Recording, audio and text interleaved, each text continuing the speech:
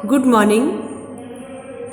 आज हम eight class में सामाजिक विज्ञान हमारे अतीत भाग एक इतिहास की पाठ्य पुस्तक पढ़ रहे हैं। आज हम पढ़ रहे हैं चैप्टर नंबर 6, बुनकर, लोहा बनाने वाले और फैक्ट्री मालिक। आज अपने टॉपिक चल रहा है भारत में लोहा व इस्पात कारखानों का उदय। बेटा अपन ने पढ़ा कि भारत में जो लोह इस्पात उद्योग था उन्नत अवस्था में था। वुड्स स्टील यहाँ पर बनाई जाती थी कार्बन की मात्रा वाली। लेकिन 19वीं शताब्दी में हमारे जो उन्नत लोह इस्पात उद्योग था उसका पतन हो गया और ब्रिटेन में बने हुए कारखानों से लोह इस्पात उद्योग से संबंधित हथियार औजार भारत में आने लगे। तो आज ये टॉपिक में अपन पढ़ रहे हैं कि किस तरह भारत के लोह इस्पात उद्योग का फिर से प्रारंभ हुआ। साल 1904 की बात है। अप्रैल के महीने में अमेरिकी भूवैज्ञानिक चार्ल्स वेल्ड और जमशेदजी टाटा के सबसे बड़े बेटे दोराबजी टाटा छत्तीसगढ़ में लोह अयस्क भंडारों की खोजबीन करते घूम रहे थे। वे भारत में एक आधुनिक लोह और इस्पात संयंत्र लगाने के लिए अच्छी लोह अयस्क भंडारों की तलाश में कई महीने और काफ़ी सारा पैसा खर्च कर चुके थे। जमशेदजी टाटा भारत में बड़ा लोह इस्पात कारखाना लगाने के लिए अपनी संपत्ति का बड़ा भाग खर्च करने को तैयार थे। लेकिन इसके लिए पहली शर्त ये थी कि उम्दा लोह अयस्क भंडारों का पता लगा लिया जाए। तो 1904 के समय की बात है। भारत में लोह इस्पात उद्योग नहीं थे। अप्रैल का महीना चल रहा था। जमशेदजी टाटा के जो बड़े बेटे थे दोराबजी टाटा, वो छत्तीसगढ़ में लोह अयस्क भंडारों की तलाश में घूम रहे थे। घूमने का कारण क्या था?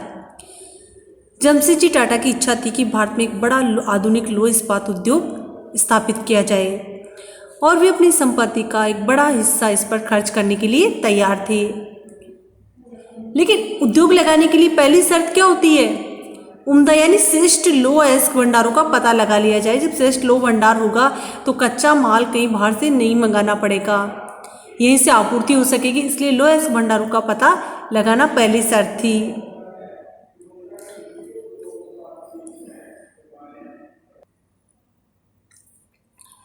एक दिन कई घंटे तक जंगल की खाक छानने के बाद, खाक छानना यानी जंगल में घूमते हुए, वेल्ड जो भूवैज्ञानिक था वेल्ड और दोराबजी एक छोटे से गांव में जा पहुंचे।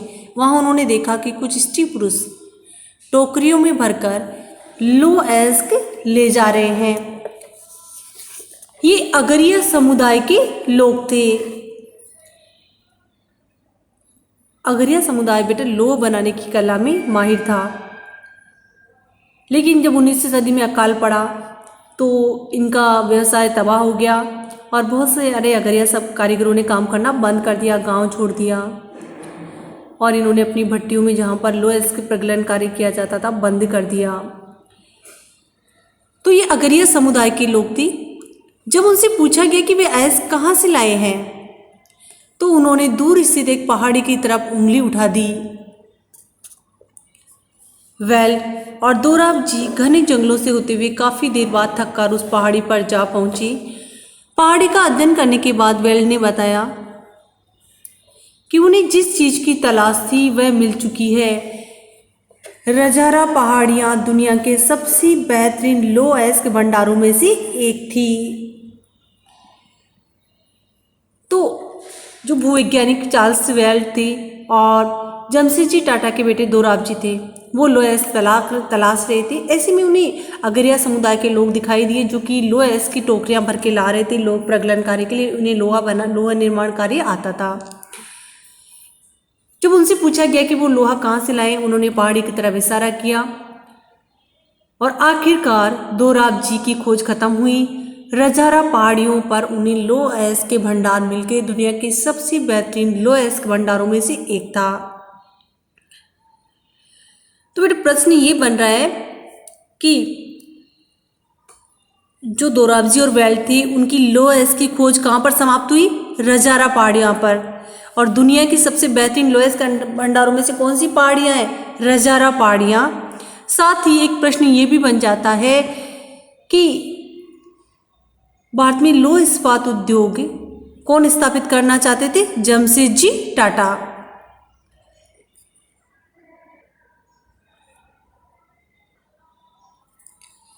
लेकिन भले ही लोहा इस्क मिल गया, लेकिन फिर भी एक परेशानी थी। ये सूखा इलाका था और कारखाना चलाने के लिए आसपास कहीं पानी नहीं था। लिहाजा कारखाना लगाने के लिए सही जगह के बारे में टाटा की तलाश जारी रही। अगरिया समुदाय के लोगों ने ही लोहा इस्क का एक और स्रोत ढूंढने में मदद दी, जहां से बाद में भिलाई स्टील संयंत्र को इस्क की आपूर्ति की गई। अब जब दोराबजी टाटा ने लोहा इस्क का भंडार ढूंढ लिया रजारा पहाड़ियों पर, तो अब दूसरी परेशानी ये थी कि जो ये इलाका था, सूखा इलाका था, पानी की व्यवस्था यहाँ नहीं थी। तो अब सही जगह की तलाश की जा रही थी जहाँ पर कारखाना स्थापित किया जा सके। जो अगरिया समुदाय था, उन्होंने एक और लोहा इस्क का स्रोत ढूंढने में मदद की और बाद में जहाँ पर भिलाई स्टील कारखाना स्थापित किया गया।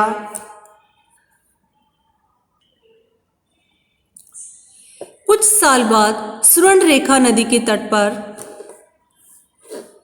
बहुत सारा जंगल साफ करके फैक्ट्री और एक औद्योगिक शहर बसाने के लिए जगह बनाई गई। इस शहर को जमशेदपुर नाम दिया गया और इस स्थान पर लोहा इस्क भंडारों के निकट ही पानी भी उपलब्ध था। यहाँ Tata iron and steel company TISCO की स्थापना हुई, जिसमें 1912 से स्टील का उत्पादन होने लगा। तो बेटा सुवर्णरेखा नदी के तट पर जहाँ पर पानी भी उपलब्ध था, जंगलों को साफ किया गया और फैक्ट्री स्थापित करने का निर्णय लिया गया। एक नया शहर स्थापित हो गया। इस शहर का नाम क्या था? जमशेदपुर। यहाँ पर पानी भी निकट ही था और लोहा इस्क भंडार भी निकट ही थे और यहीं पर भारत के पहले लौह इस्पात उद्योग की स्थापना हुई, जिसका नाम था Tata iron and steel company TISCO. 1907 में इसकी स्थापना हुई और इसने उत्पादन कार्य शुरू किया 1912 में। तो बेटा प्रश्न यहाँ पर यह बन गया है कि भारत का पहला सफल लौह इस्पात उद्योग कब और कहाँ स्थापित किया गया? तो भारत का पहला सफल लौह इस्पात उद्योग 1907 ईस्वी में जमशेदपुर में Tata iron and steel company के नाम से स्थापित किया गया। इसकी स्थापना की जमशेदजी टाटा ने और इस स्थापित इकाई ने 1912 से स्टील का उत्पादन होने लगा। टिस्को की स्थापना बहुत सही समय पर हुई थी। 19वीं सदी में भारत, तो इसलिए टिस्को की स्थापना बिल्कुल सही समय पर हुई थी। आमतौर पर ब्रिटेन में बने स्टील का भारत आयात कर रहा था। भारत की जो हमने पढ़ा बेटा कि जो स्टील कारखाने थे वो समाप्त हो चुके थे और ब्रिटेन में बने स्टील को हम काम में ले रहे थे। भारत में रेलवे के विस्तार की वजह से ब्रिटेन में बनी पटरियों की यहाँ भारी मांग थी। भारत में रेलवे का कार्य शुरू हो चुका था और पटरियाँ कहाँ से बन करके आ रही थी? ब्रिटेन से। काफ़ी समय तक भारतीय रेलवे से जुड़े अंग्रेज विशेषज्ञ ये मानने को तैयार ही नहीं थे कि भारत में भी शिष्ट इस्पात का निर्माण संभव है, अर्थात वो भारतीयों को अपने समान नहीं मान रहे थे। उन्हें विश्वास ही नहीं था कि भारत में भी उच्च कोटि का इस्पात निर्माण संभव है।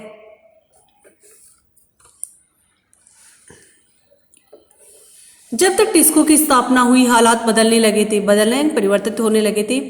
1914 में पहला विश्व युद्ध शुरू हुआ। ब्रिटेन में बनने वाले इस्पात को यूरोप में युद्ध संबंधी आवश्यकताओं को पूरा करने के लिए काम में लिया गया।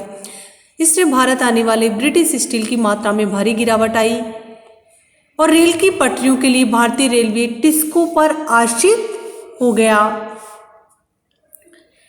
जब युद्ध लंबा खिंच गया तो टिस्को को युद्ध के लिए गोलों के खोल और रेलगाड़ियों के पहिए बनाने का काम भी सौंप दिया गया। 1919 तक स्थिति ये हो गई कि टिस्को में बनने वाले 90% इस्पात को औपनिवेशिक सरकार ही खरीद लेती थी। औपनिवेशिक सरकार का अर्थ है अंग्रेज सरकार, जिसने भारत को गुलाम बनाया हुआ था।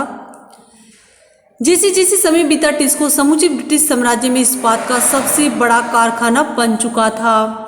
बहुत ही सुकून देने वाली बात थी कि टिस्को जो ब्रिटिश साम्राज्य था उसके उपनिवेश थे उनमें सबसे बड़ा कारखाना बन गया था। तो जब टिस्को की स्थापना हुई समय बदल गया और 1914 में विश्व का पहला युद्ध शुरू हुआ। तो जो ब्रिटेन भी इस युद्ध में शामिल था।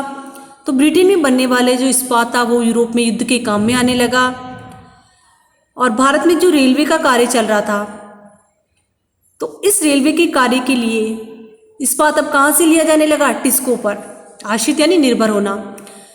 अब युद्ध लंबा खिंच गया तो टिस्को के पास और काम आ गया।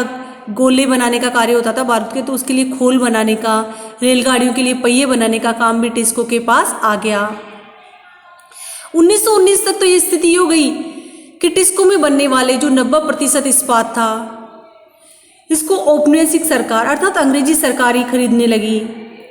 और सबसे बड़ी अच्छी बात ये रही कि धीरे धीरे समय के साथ टिस्को पूरे ब्रिटिश साम्राज्य में इस्पात का सबसे बड़ा कारखाना बन गया। ब्रिटेन ही नहीं, ब्रिटेन के जितने भी उपनिवेश थे उन सब में टिस्को सबसे बड़ा कारखाना बन चुका था।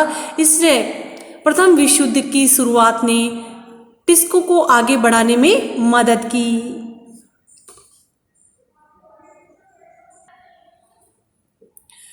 सूती कपड़े की तरह लोहे और इस्पात के मामले में भी औद्योगिक विस्तार तभी शुरू हुआ जब भारत में ब्रिटिश आयात गिरने लगा।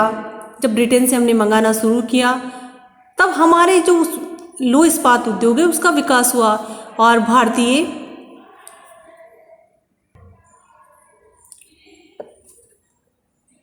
औद्योगिक वस्तुओं की मांग में इजाफा हुआ।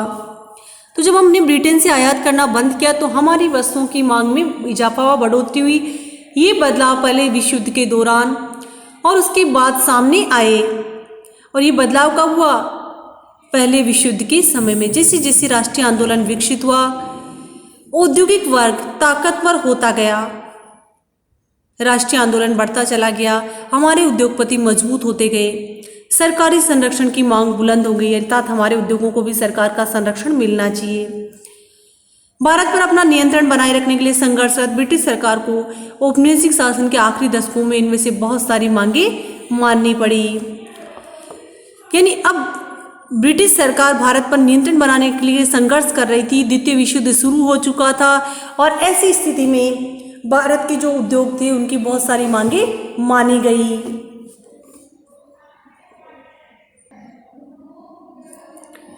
अब अपन पढ़ रहे हैं जापान में औद्योगिकरण के शुरुआती साल, अर्थात जापान में उद्योगों का विकास किस प्रकार हुआ। 19वीं सदी के आखिर में जापान के औद्योगिकरण का इतिहास भारत के औद्योगिकरण से बिल्कुल उल्टा दिखाई देता है, विपरीत दिखाई देता है। भारत में औपनिवेशिक सरकार ब्रिटिश वस्तुओं का बाजार बढ़ानी चाहती थी, इसलिए उसने भारतीय उद्योगपतियों को किसी तरह की सहायता नहीं दी। दूसरी तरफ जापान की सरकार ने अपने देशी उद्योगों को खुलकर बढ़ावा दिया।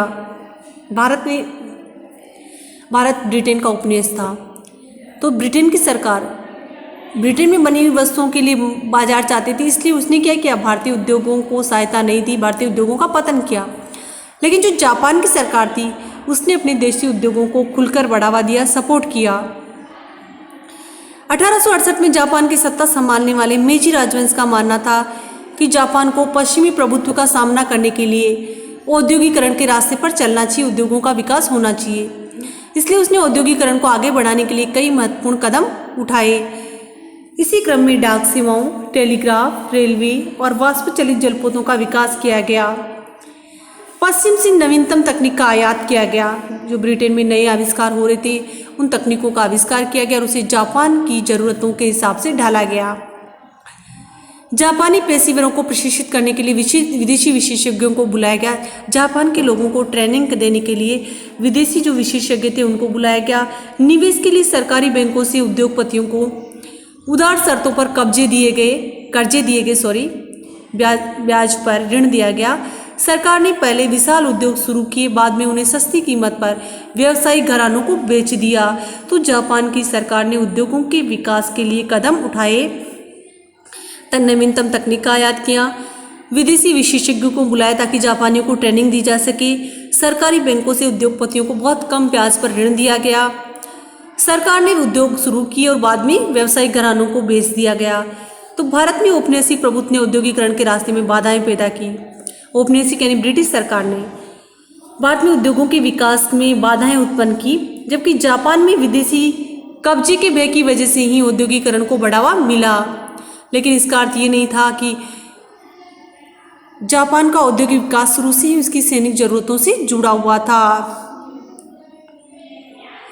क्योंकि जापान भी द्वितीय विश्व युद्ध में शामिल हुआ, वहाँ की सैनिक जरूरतें अधिक थी और इस कारण वहाँ पर औद्योगिक विकास पर भी शुरू से ध्यान दिया गया।